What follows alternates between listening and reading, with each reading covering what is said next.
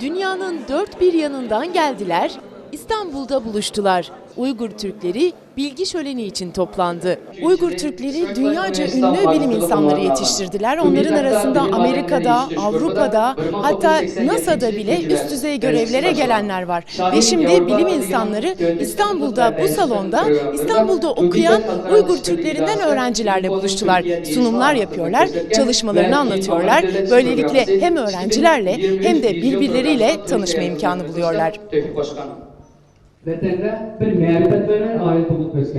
Yani Türkiye Uygurların ikinci vatanıdır. Kültür, dil, her konuda ortak özellikler de vardır. Yani Türkiye'ye gelmek demek Uygur. Daha doğrusu Doğu Türkistan'ı özlemek demektir. Yani hasret gideriyorsun. Hasret gideriyor, evet. Hasret gideriyor. İstanbul'da eğitim gören öğrenciler sunumları dikkatle dinledi. Tıpkı İTÜ'de mühendislik okuyan Münevver Aksu gibi. Ben İstanbul Teknik Üniversitesi'nde yapı işletmesi bölümünde yüksek lisans yapıyorum. Mühendis olacaksınız yani. İnşallah. Şöyle bir düşünce var.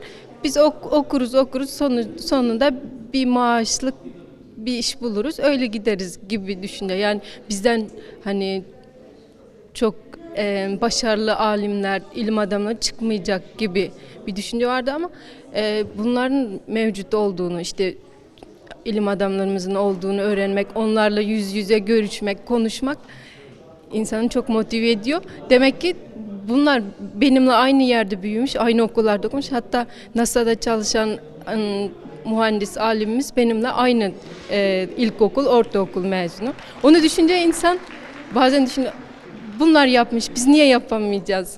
Konferansı izlemeye gelen her yaştan öğrenci var. Onların en küçüklerinden biri de Maide, daha 9 yaşında. Maide, anlıyor musun anlatılanları? Evet, İngilizce olanları pek fazla anlamıyorum ama Uygurca anlatılanları anlıyorum. Ben doktor oluşunu halayım. Gerçekten çok isterim onlar kadar ünlü bir doktor olmayı. Uygur bilim insanları sadece isimlerinin başına profesör unvanını eklemekle kalmamış. Çağın vebası kabul edilen hastalıklarla savaşmak için mucize yöntemler geliştirmişler. O bilim insanlarından biri Şöhret Muttalip. Ben burada Uygur halkını temsil ediyorum. Amerika'da genetik üzerine çalışmalar yapıyorum. Burada pek çok kişi sizin Nobel alabileceğinizi de söylüyor. Nobel bir ödül. Bunu çok fazla önemsemiyorum ama çalışmalar önemli. Biz yaşlanmanın nedeninin mitokondriyal genler nedeniyle olduğunu gördük. Yaşlanma ve yaşlanmaya bağlı Alzheimer, Parkinson ya da kalp hastalıkları bu genle ilgili.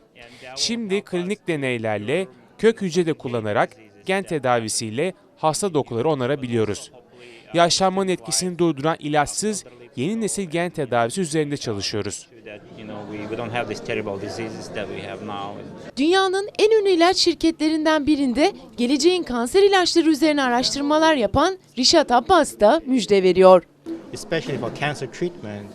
Akciğer kanseri ve diğer bazı zorlu kanser türleri üzerinde hedef tedavi yöntemiyle çalışan yeni nesil ilaçlar geliştiriyoruz. Önümüzdeki birkaç yıl içerisinde kanseri tamamen tedavi etmek mümkün olacak. Umut var.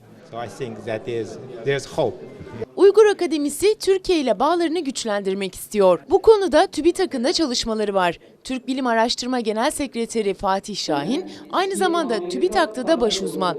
Türk dünyasıyla bilimsel ilişkilerin geliştirilmesi için çaba sarf ediyor. Son yıllarda başlayan programlar Türk topluluklarından, Uygurlar gibi Türk topluluklarından öğrencilere yönelik programların artarak devam etmesi. Sadece TÜBİTAK bağlamında değil, TÜBİTAK dışında Yurtdışı Türkler Başkanlığı'nın yaptığı faaliyetler, yaptığı burs programları da önemli.